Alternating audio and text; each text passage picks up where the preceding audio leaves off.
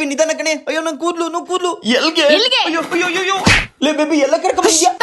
ನಿನ್ ಮಕ್ಕ ನೋಡ್ಕೊ ಕೂದಲು ಗಡ್ಡೆಲ್ಲ ಬಿಡ್ಕೊಂಡು ಹೆಂಗಾಗಿದೆ ಅದಕ್ಕೆ ಇವಾಗ ನೋಡ್ತಾ ಇರೋ ರೆಡಿ.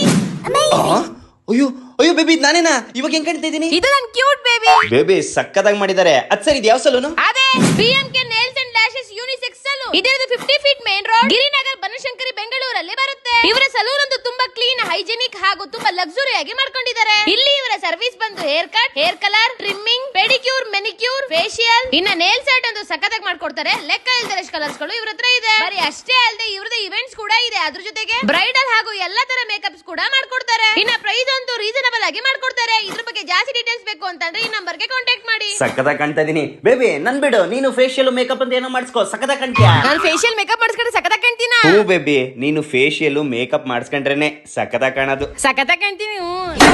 ಬೇಬಿ